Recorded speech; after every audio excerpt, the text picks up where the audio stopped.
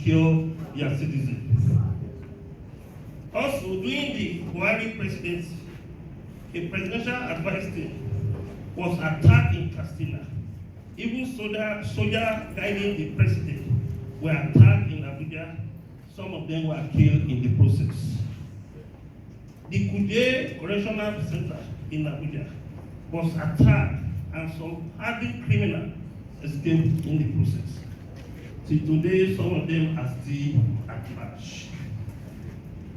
In 2022, a Kaduna-bound train from Abuja filled with passengers was attacked by terrorists, and some Nigerians, including a young female doctor, were killed.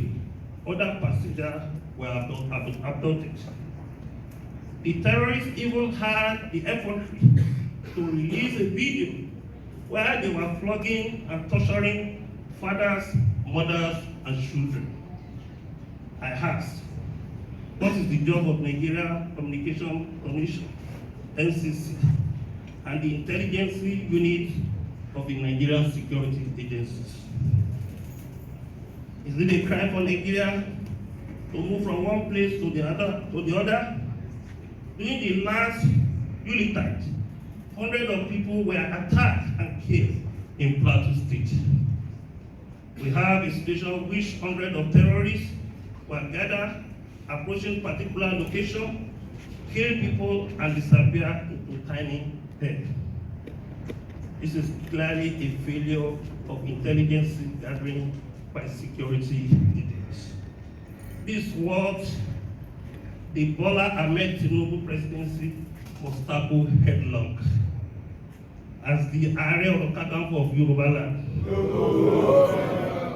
I know that more than 90% of land in Yoruba land are capable of growing crops. Our God-given land are areas.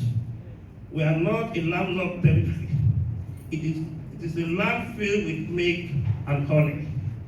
God has really blessed Nigeria, Yoruba land, both in human and natural resources. While talented Nigeria can go to abroad to showcase their talent and creativity, the challenge with the land nations is that fees of this geographical location. But how do we grow the economy and secure our people who are being kidnapped almost in a daily basis, if not through intelligence? Look at Netherlands.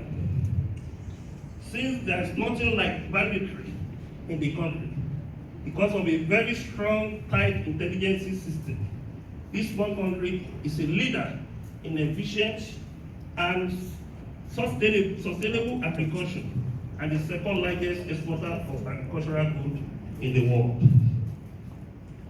Its main industries are agricultural related industry, oil and natural gas, metal and engineering products, electronic machines, equipment, chemical, petroleum, construction, microelectronic, and fishing. It is one of the largest countries when it comes to export of agricultural goods, such as meat, dairies, eggs, vegetables, and fruits.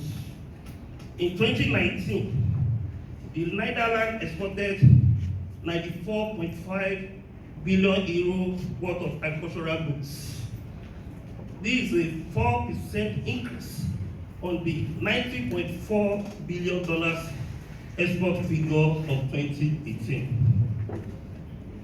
But look at Nigeria.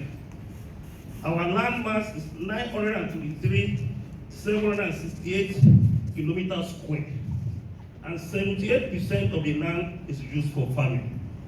Our population is said to be more than 200 million, with Yoruba population range up to 16 million people. So it can be argued that although Nigeria depends heavily on the oil industry for its budgetary revenue, our country is predominantly still on an agricultural society. Approximately 70% of our population engaged in agricultural projects are subsistence level and agricultural holding and generally small and scattered. But what do we get out of all this didactic landmines and population? If a small country like Netherlands will export a good of $94.5 billion, about 90 trillion naira worth of agricultural goods in 1 year, you can imagine what Nigeria and Yoruba land are losing every year due to inefficient of the government to combat banditry, terrorism through intelligence. It's already creating fear all over the country. If our people can no longer go to farm and travel through the highway, our economy will be generally affected. We must wage intelligent war against kidnapping. And time for that fight is now.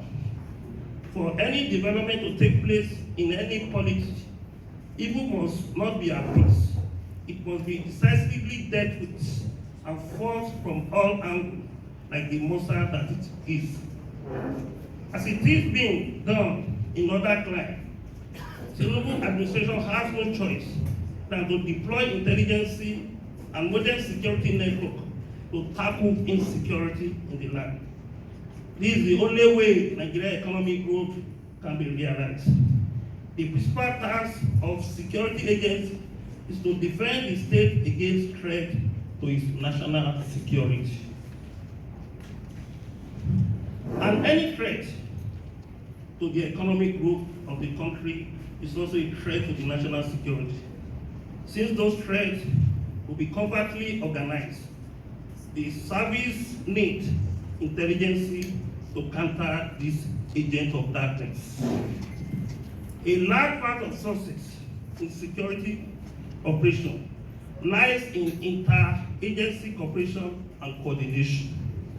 Obviously, this is still lacking in Nigeria, as security agencies at times are still working across purposes. To drive Nigerian economy, security agencies must work harmoniously to achieve the same goal. What imperils security anywhere in the country is partly the interagency rivalry and the absence of coordination. This is the time for security agents in the country to ensure proper coordination of intelligence gathering mechanism aimed at achieving a sole purpose, economic growth and national security. Thank you for listening. God bless you all.